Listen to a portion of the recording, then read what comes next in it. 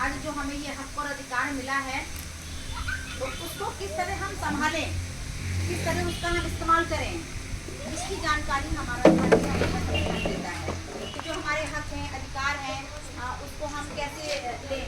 और सबसे बड़ी चीज़ क्या है? शिक्षा। बाबा साहब ने हमें शिक्षा का अधिकार दिया, ठीक है ना। जब हमको शिक्षित हुए तो हमने उनसे क्या किया? हमने रोजगार लिया, नौकरी ली, और जब हमने लिया तो हमारे पास पैसा आया और उस पैसे से हमने अपने आप को मजबूत करने का प्रयास किया। लेकिन लोग, ये जो मनवादी लोग हैं, इनसे ये चीज़ बर्दाश्त नहीं हो रही है कि हमारे समाज के लोग कैसे शिक्षित हो रहे हैं, कैसे सक्षम हो रहे हैं और कैसे अपने हक और अधिकार की बात कर रहे हैं। उन्हें पता है कि अगर हम शिक्षित हो रहे हैं और हक अधिकार की बात कर रहे हैं तो कारण क्या है? बाबा साहब के संविधान से जो हमें शिक्षा का अधिकार मिला था, उसकी वजह से ही हमको ज्ञान प्राप्त हो रहा है। तो उन्होंने क्या किया कि जो ये शिक्षा की व्यवस्था है, इसी को चौपट कर दें।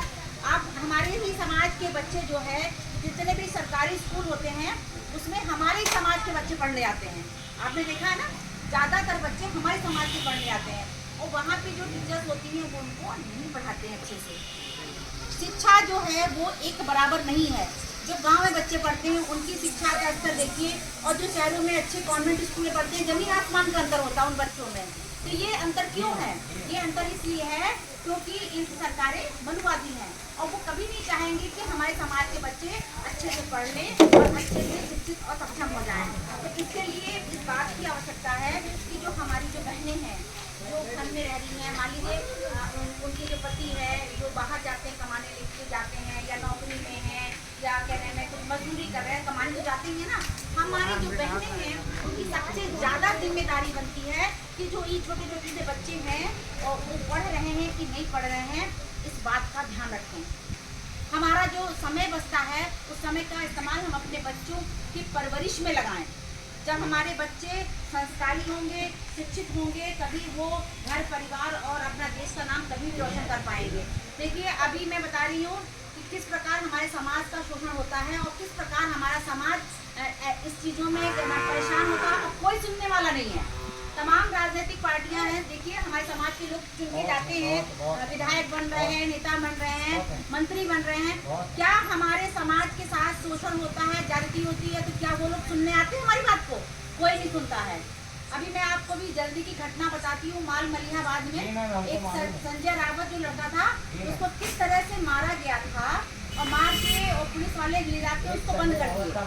और उसके बाद जो है वो लड़का जो है क्योंकि यूथ था और अच्छा कर रहा था, उसका मोटर गैराज का काम था, और पुलिस वाले जिन्होंने उसके साथ शोषण किया, पुलिस वाले उसके साथ में खड़े हुए थे। तो सोचिए कितनी बड़ी चीजें होती हैं। लेकिन वो लड़का जो संगठन में जुड़ा था और उसके भाई का कॉल आया कि मैम रात में 10 बजे कि मैम वो संजय रावत को पुलिस वाले जबरदस्ती खा के लेके थाने लेके जा रहे हैं और उसको 2-3 थप्पड़ मारा भी उसको उन्होंने। तो मैंने तुरंत हमारी टीम एक्टिव हो गई और हमारी जो कमांडर बहने हैं उन लोगों ने बात किया, SHO से बात किया, SP के यहाँ कॉल किया। हमने उसका जो पुलिस वाला लेकर गुस्सा, मैंने कहा उसका नंबर दो, मैं बात करती हूँ। जब मैंने उस पुलिस वाले से बात किया तो वो थोड़ा गिड़गिड़ाने लगा कि नहीं मैम हमने मारा नहीं। मैंने उसको हड़काया कि तुम्हारी हिम्मत कैसे है उसको मारने की? तो मैंने मैम मारा नहीं है, बस ऐसे लेके जा रहे हैं। तो हमने बात करा हमारे कमांडर लड़के से, उसने बात कराई तो उसने बोला कि नहीं मैम प्लीज़ आप हमको आ जाइए और ये लोग हमको लेके आए, हमको मारा भी है, देखिए हमारी शर्ट वगैरह सब फाड़ दी है। अब आप देखिए, सोचिए, क्योंकि हमें समाज का डर है। हम लोग सभी लोग पढ़े लिखे हैं, अच्छे परिवार हैं, हम अच्छे से खा रहे जी रहे, हमको कोई ज़रूरत नहीं है गांव की धूल भागे। लेकिन क्योंकि हमने बाबा साहब की वजह से हम क्योंकि शिक्षित हुए हैं, हम सक्षम हुए हैं, तो हम सोचते हैं ये मेरी नैतिक जिम्मेदारी है कि मैं गांव जाऊं। जो हमारे समाज के लोग पीछे छूट गए हैं, जिनको हक अधिकार नहीं मिल रहे हैं, जिनके साथ शोषण हो रहा है, जिनके साथ ज्यादती हो रही है, उनके साथ हम खड़े हों। इसलिए हमारी जो टीम थी तुरंत एक्टिव हुई, तुरंत से हमारी 5-6 हमारी जो कमांडर बहन है गाड़ी से वो लोग पहुँचे माल मलिहाबाद थाने, और आशियाना से हमारी 5-6 कमांडर हम लोग रात में करीब 11 बजे निकले और 12:30 बजे हम लोग थाने में पहुँच गए।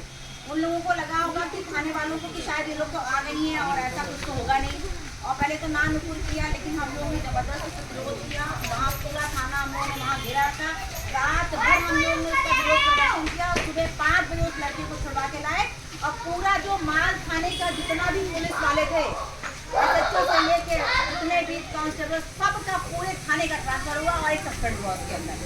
तो ये ताकत होती है संगठन के साथ जुड़ने की। हम यहाँ नोट की या वोट की बात बिल्कुल नहीं करने